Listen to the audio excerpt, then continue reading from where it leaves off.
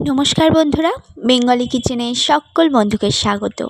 আশা রাখি সকলে খুব ভালো আছো। তোমাদের আশীর্বাদ এবং ভালোবাসায় ভালোই আছি। দেখো, আজকে ছেলের আবদারে বানাবো সাদা পায়েস। একদম দুধ সাদা পায়েসের রেসিপি নিয়ে তোমাদের সামনে হাজির হয়ে গেছি। এই রেসিপিটা কিন্তু এতটাই সহজ যে যে কেউ বানাতে পারবে, আর একদম অল্প কিছুটা চাল দিয়েই বানিয়েছি। খেতে কিন্তু অসাধারণ হয়েছে। ভিডিওর প্রথমেই দেখেছো যে পায়েসের ওপর কত সুন্দর একটা স্বর পড়েছে, তাহলে বুঝতেই পারছো এই রেসিপির স্বাদটা ঠিক কতটা ভালো হবে।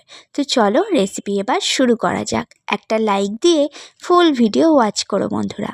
দেখো, এখানে আমি চালের পরিমাপটা বলেই দিচ্ছি। এখানে 500 দুধ নিয়েছি। আর দেখো, এখানে কাজু, কিশমিশ আর আছে আমন্ড একটু ভিজিয়ে ভালো করে খোলা ছাড়িয়ে ছোট ছোট করে কেটে রেখে দিয়েছি। এরকমভাবে তোমরা ভিজিয়েও রাখতে পারো, আবার ঘিয়েতে ভেজেও নিতে পারো। এখানে আছে গোবিন্দভোগ চাল। তো চলো, এখানে দেখো 2 চামচের মতো আমি গোবিন্দভোগ চাল নিয়েছি। একদম 2 চামচ, চা চামচের 2 চামচ। যে চামচগুলোতে আমরা মিষ্টি বা দই খেয়ে থাকি, সেই ছোট চামচের 2 চামচ নিয়েছি আমি গোবিন্দভোগ চাল।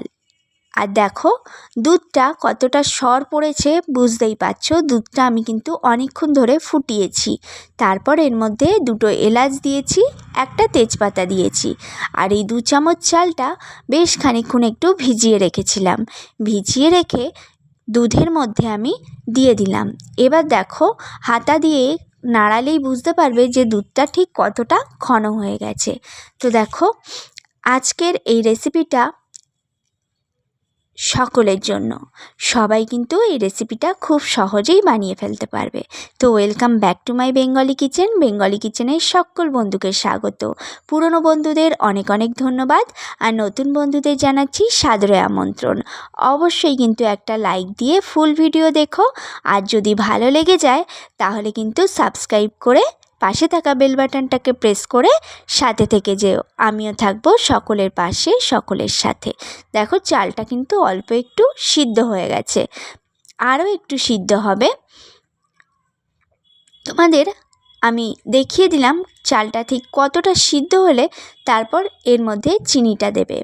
একদম পারফেক্টভাবে আমরা কিন্তু পায়েসটা বানাচ্ছি। অনেক সময় অল্প পায়েস হলে তার মিষ্টিটা কিন্তু একদমই ঠিক করা যায় না।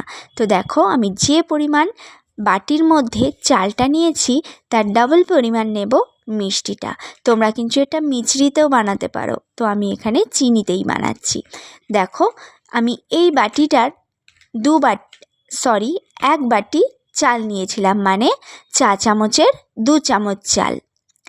তাই আমরা নেব চা চামচের 4 চামচ চিনি, মানে ওই বাটিটার 2 বাটি চিনি আমরা অ্যাড করব। দেখো, আমি বোঝানোর জন্য আলাদা আলাদাভাবে তোমাদেরকে শেয়ার করলাম।